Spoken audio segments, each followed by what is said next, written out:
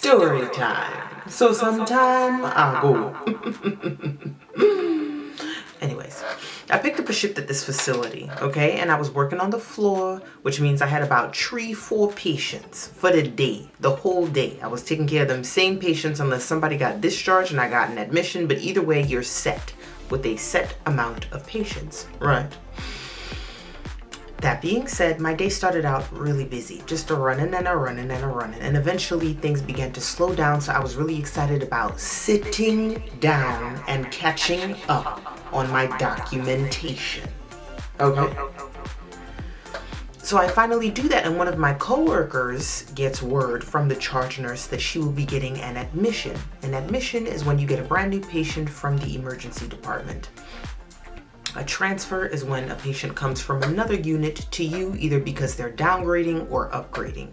Either way, she's getting a new patient to add to the list of patients that she already has, okay, to take care of for the rest of the day, the rest of the 12-hour shift. That being said, I'm documenting, I'm doing my work. She goes in when she finally gets the patient, and maybe about 2-3 minutes go by and she comes right back out the room to where I'm sitting at the nurse's station to ask me. She asks me, do you speak Jamaican? Now I understand that within that question, there are a lot of things that require unpacking. Did I have the time to do that? No. I didn't. As a matter of fact, all I was thinking was there's this new patient in that room that's probably trying to communicate something important, and the communication was completely missed because she doesn't understand the patient.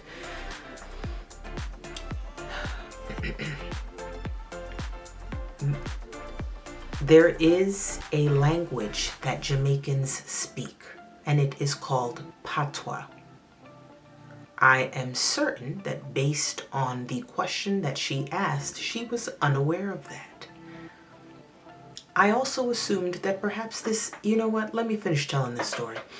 So I go into the room to figure out what it is this patient is trying to communicate. Turns out she's Nigerian. That means that she's from Nigeria. Do you got, so Nigeria is not in Jamaica. Nigeria is in the continent of Africa. Anyways, we talk, we chop it up for a bit. I get some pertinent information from her to tell her nurse so that her nurse can complete the documentation of the admission. Okay? So the nurse is like, wait, so is that like, what language is that? It's Jamaican, right? I said, no, it's actually English with, I'm sorry. It's English with a Nigerian accent. Now I understand not all accents are easy to understand. That goes without saying. But that's also the case for if we leave America and we go to another land where another language is spoken, and we are trying to speak that language with the American accent because we are still trying to get the hang of it. That land, the people of that land, whatever land that may be, they may have a hard time understanding us. That's just the way it goes. That's just how it is. Nobody was upset. So I said, no, she was speaking English, okay? Okay? And so she was like, are you serious? English? I said, yes, English. She was like, you mean to tell me that in my 40-something odd years of being on this earth, I'm not able to recognize when somebody is speaking English to me? That's not what I said. You and I are speaking English, but neither one of us have an accent that indicates that we were raised primarily in another country where another language is spoken. Why am I explaining this? What are we doing? What's happening? So the offense goes even further. She said, okay, well then you can take the patient since the two of you both speak the same English. Since the two of you both speak the same English.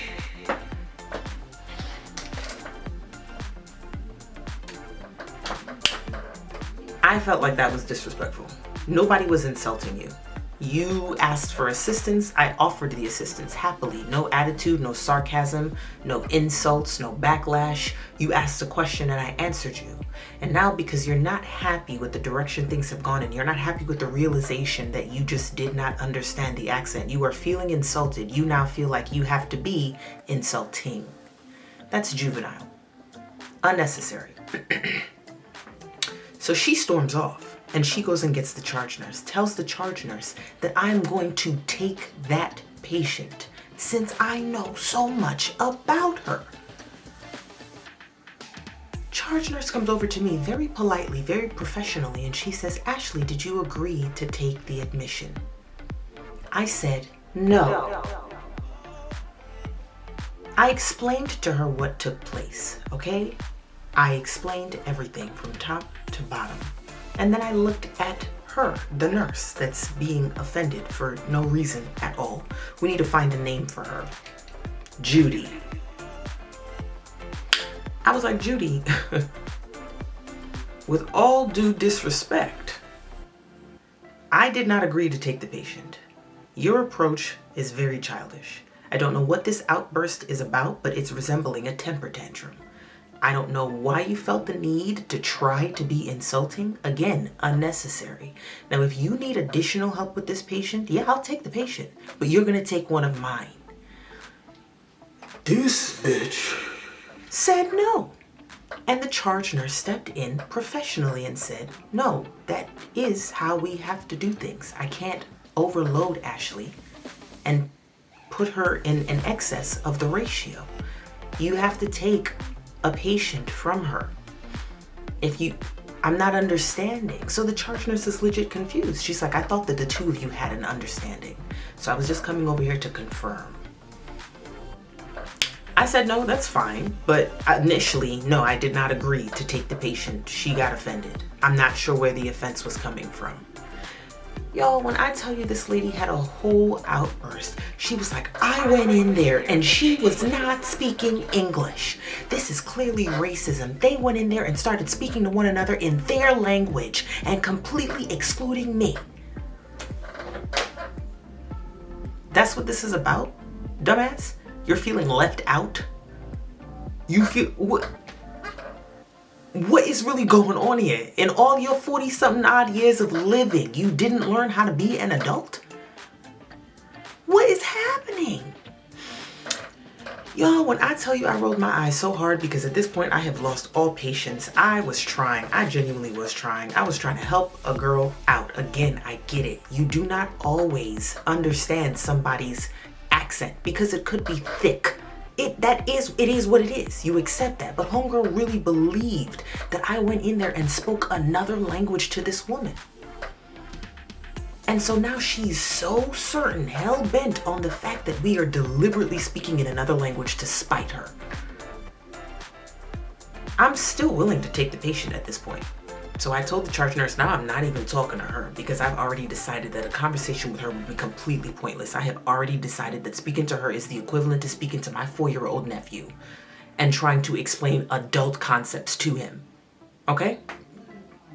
So I told my charge nurse, I said, look, you can do whatever you want. I'll take that patient, but I'm not taking it without her taking a patient. So the charge nurse, bless her heart, her soul, and her mind, said, I'll take a patient from you, Ashley, and you can take the patient from her. Here's why I still took the patient. Because it is not the patient's fault. It's not. As much as it would have felt good to be like, no, bitch, you keep that patient, you figure it out. Then the patient would have ended up calling me in there anyways. Because she still didn't understand her. So what happens when the patient's trying to say that she's having chest pain? She's in the middle of having a heart attack. She's trying to convey that something strange is taking place and the other nurse doesn't understand it. That is what I was thinking about. cheese and crackers. Lord have mercy. Y'all, when I tell you that nurse avoided me for the rest of the shift, but I was perfectly fine with it. She didn't like being called out. She didn't like taking accountability for her actions. She was clearly dealing with some other issues that were deeply rooted, and she was taking it out on me and this patient. And that was absolutely absurd. And I'm just saying that I was just happy to be able to be there and help a patient out who did not ask to be in the midst of this chaotic and childish situation. Sheesh. Whew. What a story. Anyways, I have announcements. So there's this podcast titled Zyla that I am the creator of, and it is very zesty and erotic and sexy. And if you like stuff like that, you should click the link below and go check it out. You should also explore some of the other links so that you can get updates on what I am turning Zyla into, which will be a visual product, something that you could sit down and watch. And if you'll stay tuned, stick around for a little bit longer beyond this video, there will be a sneak peek of the podcast. It'll be a little teaser, a sensual video, and there will be plenty more to come. Okay, ladies and gentlemen? So go ahead and tune into that podcast. Tell me what you think. More episodes are coming. I have been doing my darndest to get an episode out every week. It's becoming more and more mysterious and more sensual, of course. Don't listen to it with your kids around, okay? And, check out my editor, Blake Quake Beats. Check out all of the projects that we have going on. I've got new music coming out. I just released a song called Letting Go and a new song coming out called All Yours. I love it. I love the creative realm. I love the creative platforms that I've built. I love the creative life that I'm building. I love it, and I thank you guys for your support. Check out that link below. Love you. Of course, she gave in to me. She gave in to me. I then dropped to my knees, lifting her dress, and to my very pleasant surprise, she was not wearing underwear. I wrapped her legs around my shoulders, and I gazed up at her. "Sebastian, please," she begged. I planted a kiss on her very warm and very moist core. "Please, what?" I inquired politely. She stared at me, seemingly having a difficult time deciding, so I made the decision for her and begun to feast on her sweet, pink center. She gasped into the apartment, arching against the door and further into my mouth.